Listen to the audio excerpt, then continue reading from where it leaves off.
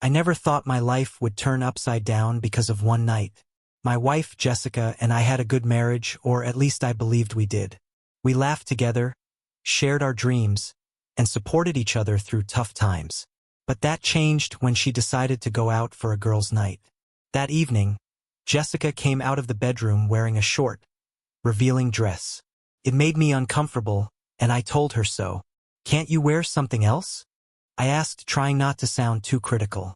She rolled her eyes and said, "It's just a dress, Michael. Stop being so controlling." Her words stung, but I didn't push further. I trusted her, or at least I thought I did. She left with her friends, laughing and carefree, while I stayed behind, uneasy and worried. Little did I know, that night would shatter everything I believed about our relationship. As the hours passed, my worry grew. I tried calling her, but her phone went straight to voicemail. By midnight, I was pacing the living room, wondering where she could be. When she finally returned, it wasn't alone. She stumbled through the door, drunk and leaning on another man. My heart sank. I wanted to scream, cry, and ask her why, but all I could do was stand there, frozen in shock. When Jessica walked in with that man, my whole world stopped. She was drunk, giggling like a teenager, and didn't even seem to notice how angry I was. The man smirked at me, as if he knew exactly what he had done. "This is just a friend," Jessica slurred, trying to wave him off. But his arm was still around her waist, and her dress was disheveled. It was clear they weren't just friends. I couldn't speak. My throat felt tight, and my chest burned with anger and hurt. "Who is he?" I finally managed to ask, my voice shaking. Jessica shrugged, acting like it wasn't a big deal. "Just someone I met tonight. Relax, okay? You're overreacting." Overreacting? How could I not react when my wife came home with another man? The stranger mumbled something about leaving and slipped out the door, but the damage was already done. Once we were alone, I confronted her. "What were you thinking? Do you have any idea how this makes me feel?" She laughed bitterly. "You're always so controlling, Michael. Maybe if you trusted me more, I wouldn't need to look elsewhere." Her words hit me like a punch to the gut. Look elsewhere. So this wasn't the first time? I wanted answers, but she refused to talk, claiming she was too tired. Instead, she went to bed, leaving me sitting alone in the dark, replaying everything in my mind. That night, I barely slept. Every time I closed my eyes, I saw her laughing with that man, leaning into him like she used to lean into me. I felt betrayed, humiliated, and completely lost. Our marriage, which I thought was strong, now felt like a fragile illusion. I didn't know what to do next, but one thing was certain. I couldn't forgive her easily. The days that followed were a blur of anger and pain. I couldn't look at Jessica without feeling sick. Every time she tried to apologize or explain, I shut her out. How could she expect me to forgive her after what she did? My mind kept going back to that man. The way he smirked at me, the way his arm was around her waist. Who was he? Did he even care about her? Or was she just another conquest? I decided to find out. Using Jessica's phone while she was in the shower, I scrolled through her messages. It didn't take long to discover his name. Chris. We had mutual friends, which explained how they met. But what shocked me most was learning that Chris was married. He had a wife and kids. Photos of them together filled his social media. Seeing those pictures made my blood boil. How could he betray his family like this? And how could Jessica be part of it? That's when I decided to take revenge. If Jessica could hurt me by sleeping with a married man, I would hurt her back in the same way. I tracked down Chris's wife, Emily, through social media. She seemed kind and innocent in her photos, completely unaware of what her husband was doing. A pang of guilt hit me for a moment, but I pushed it aside. This wasn't about her, it was about making Jessica pay. I started messaging Emily under a fake name, pretending to be an old friend of Chris's. At first, she was cautious, but I slowly gained her trust. I told her I needed help with something urgent related to Chris and asked to meet her in person. To my surprise, she agreed. When we finally met, I acted charming and friendly, careful not to reveal my true intentions. Over time, I got closer to her, and eventually, I convinced her to spend a night with me. The night I spent with Emily was supposed to make me feel better, to give me a sense of justice after everything Jessica had done. But as I lay there beside her, I felt nothing but emptiness. It wasn't satisfying like I thought it would be. Instead, it left me feeling dirty and ashamed. I couldn't stop thinking about how this whole situation mirrored what Jessica had done. Just like Chris betrayed his wife, I had now betrayed mine. Was I any better than them? The guilt weighed heavily on me, but I tried to push it aside. After all, hadn't Jessica deserved this?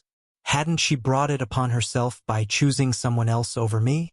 When I got home the next morning, Jessica was sitting in the living room, looking anxious. "Where were you?" she asked, her voice trembling. For a moment, I considered telling her the truth, letting her know exactly what I had done. But something stopped me. Maybe it was the fear of seeing the pain in her eyes or the realization that hurting her wouldn't undo what she had done to me. Instead, I just shrugged and said, "Out." She didn't press further, but I could see the worry in her expression. It occurred to me then that she might actually care, that maybe she regretted cheating on me. But it was too late. My revenge hadn't fixed anything. It had only made things worse. That night, I sat alone in the dark, replaying everything in my mind.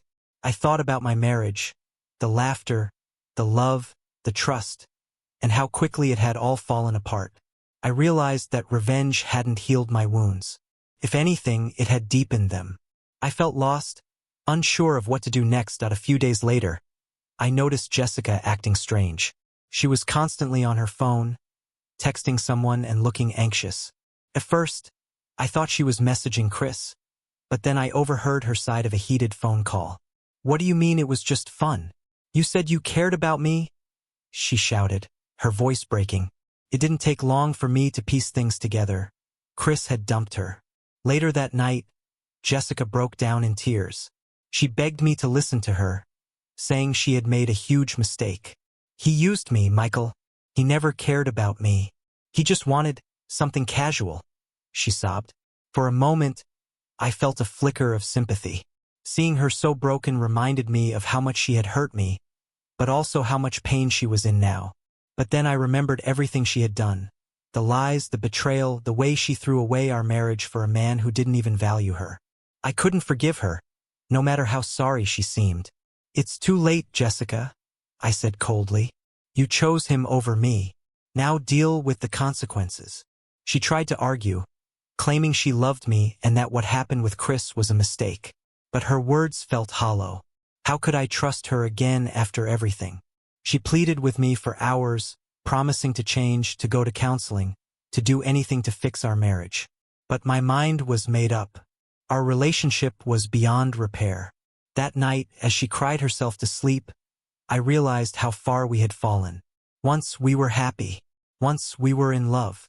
But now, all that remained was bitterness and regret. I knew there was no going back. The next morning, I told Jessica I wanted a divorce. She stared at me in disbelief, tears streaming down her face.